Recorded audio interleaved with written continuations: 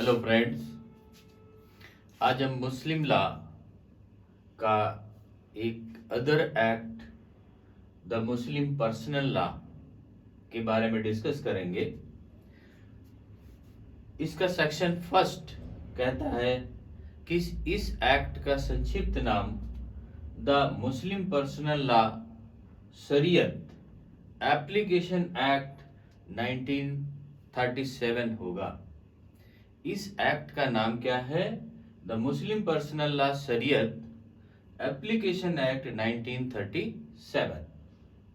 ये संपूर्ण भारत में होल इंडिया में लागू होता है और अपने यहाँ इंडिया में इन्फोर्स्ड लागू कब से हुआ? 7 अक्टूबर 1937।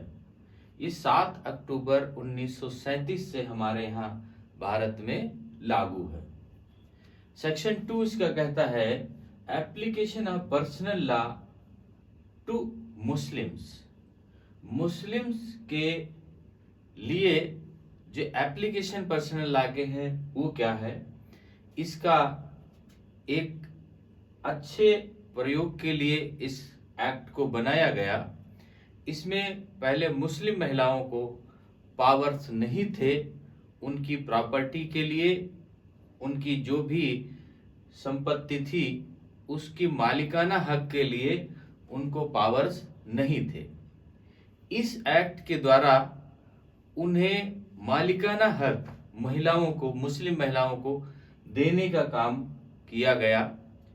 इसमें इसके सेक्शन सेकंड में कहा गया not with standing any custom और usage to the country in all questions regarding intestate succession। अगर जो भी हमारे यहाँ पर प्रथा या कोई भी रीति प्रचलित है उस रीति और प्रथा के अनुसार इस एक्ट में कोई कार्य नहीं होगा। वो क्या होगा? इस एक्ट के अनुसार होगा। ये नहीं कि यहाँ पर रीति है कि महिला को उस संपत्ति से बेदखल किया जाए, तो वो रीति इसमें लागू नहीं होगी।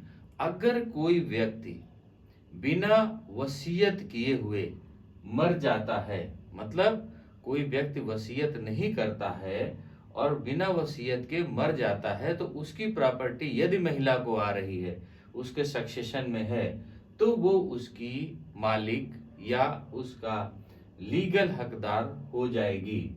तो इसमें कहा कि पहला स्पेशल प्रॉपर्टी ऑफ फीमेल। अगर किसी महिला की खुद की विशेष प्रॉपर्टी है या पर्सनल प्रॉपर्टी इनहेरिटेड, उसने कहीं से उस प्रॉपर्टी को प्राप्त किया है, उसको कहीं से वो प्रॉपर्टी मिली हुई है। प्रॉपर्टी मीन्स उसका जो है प्रॉपर्टी में वो सारी चीजें आएंगी जो हमारी मूवेबल है और इमूवेबल, दोनों प्रॉपर्टियों की बात हो रही है यहाँ पर।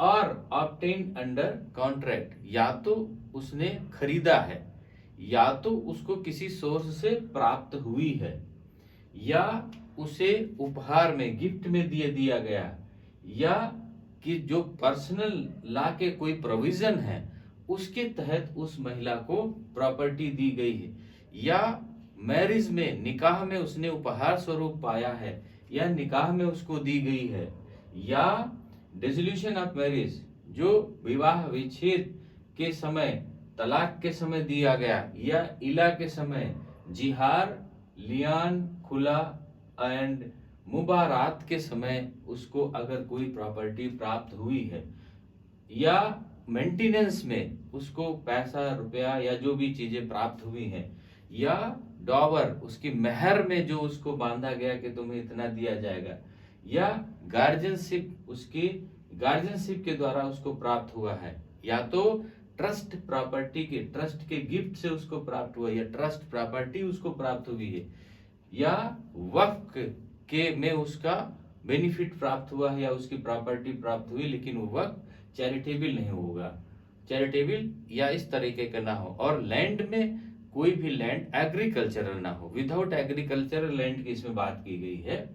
ये जो रूल होंगे, ये जितनी प्रॉपर्टियां होंगी जो भी बताया, इन सारी प्रॉपर्टियां उनको अगर इनहेरिट, उनको अगर मिल जाती हैं तो मुस्लिम महिला को, तो मुस्लिम महिला उस प्रॉपर्टियों की डिक्लेयर करा के मालिक हो सकती है, वह प्रॉपर्टी डिक्लेयर करा के मालिक हो सकती है। The rule of decision in cases where the parties are Muslim, जहां पर वो दोनों पार्टियां क्या है, मुस्लिम है, shall be Muslim personal law Shariat, वहां पर मुस्लिम पर्सनल लॉ शरीयत लागू होगा। क्या हुआ, जहां से प्रॉपर्टी आ रही है वह मुस्लिम है और पाने वाली महिला भी मुस्लिम है। अगर दोनों पार्टियां मुस्लिम हैं तो डिक्लेरेशन के द्वारा या डायरेक्ट वो उसकी मालिक हो जाएंगी और उनको मालिकाना हक उसी तरह से प्राप्त होगा जैसे एक मुस्लिम पुरुष को प्राप्त होता है। उनको वो उस प्रॉपर्टी के सारे राइट उसमें से रहेंगे।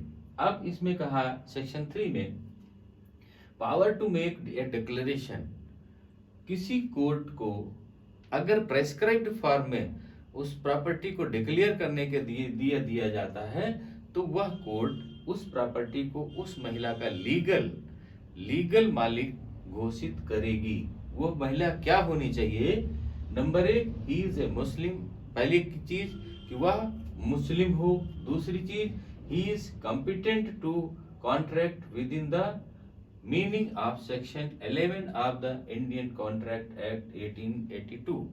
जो इंडियन कॉन्ट्रैक्ट एक्ट 1882 का सेक्शन 11 कहता है, उस 11 के तहत उसको अगर प्रॉपर्टी प्राप्त हुई है, या he is a resident of the territories, वह उस क्षेत्र में रहती है जहां तक ये एक्ट लागू होता है, मतलब भारत के संपूर्ण क्षेत्र में जहां वो महिला रहती, जहां उसको ये एक्ट लागू होता है, ऐसी महिला मुस्लिम है और इंडियन कॉन्ट्रैक्ट एक्ट 1882 के तहत उसको प्रॉपर्टी प्राप्त हुई है, या वह भारत के उस क्षेत्र में रहती है जहां तक ये एक्ट लागू होता है, तो वह महिला may by declaration in the prescribed form and filed before the prescribed authority. Bharat वह उस जगह के सरकार के द्वारा जो अथॉरिटी नियुक्त की गई कोर्ट की, उस अथॉरिटी के सामने अपने प्रेस्क्राइब्ड फॉर्म में उसको भर करके प्रॉपर्टी को अपना डिटेल करके उसको अगर पेश करती है, उसके सामने दावा करती है, declare that he desires to obtain the benefit of the provisions of this section, और इस सेक्शन के तहत उसका बेनिफिट लेना चाहती, मतलब अपने को मालिक डिक्लेयर कराना चाहती है, and thereafter the provisions of section 2 shall apply to the declarant and all his minor children and their descendants। तो अगर उनको अप्लाई करती है तो वह कोर्ट उसको मालिक डिक्लेयर करेगी और उसके बाद में उसके माइनर बच्चों को या उसके उत्तराधिकारियों को वह प्रॉपर्टी चली जाएगी, वो भी उसी तरह से मालिक बन जाएंगे। And if the addition to make matter enumerated therein adoption will and legislations were also specified। और उसके बाद क्या होगा कि वो उस प्रॉपर्टी की विल्स, वसीयत भी कर सकती है, सेल भी कर सकती है, ट्रांसफर भी कर सकती है, उसको वो सारे राइट प्राप्त हो जाएंगे जो एक मुस्लिम पुरुष को प्राप्त होते हैं। मतलब मुस्लिम महिला को इसमें आगे बढ़ने का और उसको शक्तिशाली बनाने का पावर दिया गया। अब इसका सेकेंड पार्ट कहता है, where the prescribed authority refuses the accept a declaration under section 1 of this act the person may appeal to such officer. अगर सेक्शन 3 के सब क्लास 1 के तहत कोई भी मुस्लिम महिला प्रॉपर्टी को डिक्लेरेशन के लिए किसी प्रेस्क्राइब्ड अथॉरिटी के पास में जाती है और वो प्रेस्क्राइब्ड अथॉरिटी उस एप्लीकेशन को रिजेक्ट कर देती है, तो स्टेट गवर्नमेंट के द्वारा जो उसकी अपीलेट अथॉरिटी बनाई गई है कि अगर वहां से वो एप्लीकेशन रिजेक्ट कर दी जाती है तो अपीलेट अथॉरिटी के यहाँ पर उसकी अपील कर सकता है और अपील में अगर वह कोर्ट सेटिस्फाइड हो जाता है सेटिस्फाइड हो जाती है कि उसका जो भी डिक्लेरेशन का मीनिंग आया है, जो डिक्लेरेशन के लिए आया है, वो प्रॉपर्टी उसकी वाकई में उस मुस्लिम महिला को इस एक्ट के तहत प्राप्त होने वाली है, तो वो अथॉरिटी उस महिला को डिक्लेयर कर देगी कि वह महिला उस प्रॉपर्टी की मालिक है, और फिर वो महिला के उस प्रॉपर्टी के जो भी चाहे वो कर सकती है, जो उसके राइट्स उसमें से मिले। इसका सेक्शन 4 कहता है rule making power. State government को इसमें रूल मेकिंग पावर है, उसको नियम बनाने की। लेकिन इसमें एक्ट में कहा गया कि जो सेक्शन 2, 3, 1 ये सेक्शंस हैं, इन सेक्शन के जो इनकी बॉडी है उनमें से छेड़छाड़ स्टेट गवर्नमेंट नहीं करेगी। वह केवल प्रेस्क्राइब्ड अथॉरिटी, जहां पर हमें डिक्लेरेशन फाइल करना है या उसकी अपील करनी है या डिक्लेरेशन फाइल करने में क्या फीस होगी, इन चीजों के बारे में वह अपने गजट में प्रकाशन करा करके, वह अपने प्रेस्क्राइब्ड गजट के थ्रू प्रकाशित करवा करके वह चेंज करा सकती है या उसके नियम बना सकती है। इतने इसमें स्टेट गवर्नमेंट को रूल दिया गया, पावर दिया कि वो मेकिंग कर सकती है। वो क्या कर सकती है, प्रेस्क्राइब अथॉरिटी कौन होगा, किसके सामने डिक्लेयर कराने के लिए जाएगा, अगर वो डिक्लेयर नहीं करता है तो अपील के लिए कहा जाएगा, और उस अपील में या डिक्लेरेशन में उसकी फीस क्या लगेगी, उसका प्रोसेस क्या होगा, ये इन चीजों के बारे में वो स्टेट गवर्नमेंट गजट करा करके और उनमें से बदलाव या अपनी रूलिंग बना सकती है।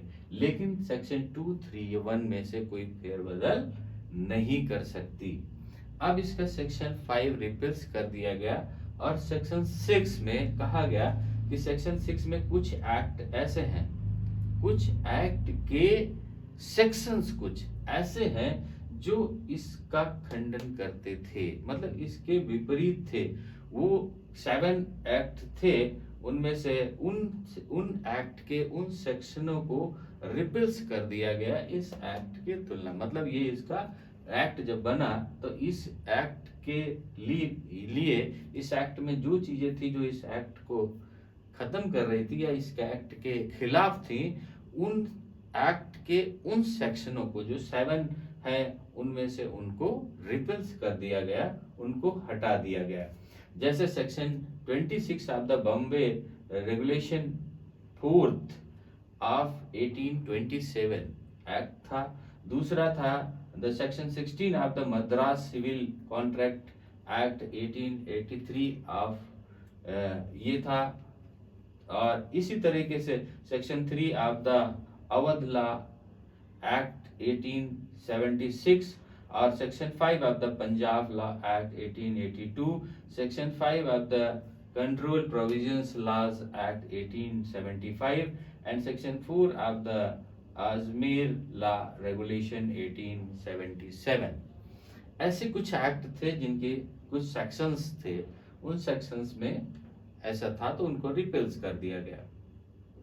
अब ये मुस्लिम पर्सनल लॉ के बारे में आपको समझ आ गया होगा कि मुस्लिम पर्सनल लॉ क्या है। वो मुस्लिम महिलाओं के लिए उनकी प्रॉपर्टी को जो निर्वसीयती बिना वसीयत से आई हैं उनको कैसे उनका मालिक डिक्लेयर किया जाएगा, और नहीं वो कोर्ट डिक्लेयर करती तो अपील में जाकर के वो डिक्लेयर करा सकती, और उस प्रॉपर्टी को जिसको डिक्लेयर करा लेंगे उनकी विल भी कर सकती, उनको सेल भी कर सकती, उनको जो चाहे वो एज ए पुरुष महिला एज ए पुरुष मुस्लिम पुरुष जो राइट रखेगा वही राइट इनको मुस्लिम महिलाओं को लिए देने का ये काम एक्ट किया है। तो अब इसके नेक्स्ट एक्ट मुस्लिम लॉ के नेक्स्ट एक्ट में हम नेक्स्ट पार्ट में डिस्कस करेंगे। ओके, थैंक यू, जय हिंद।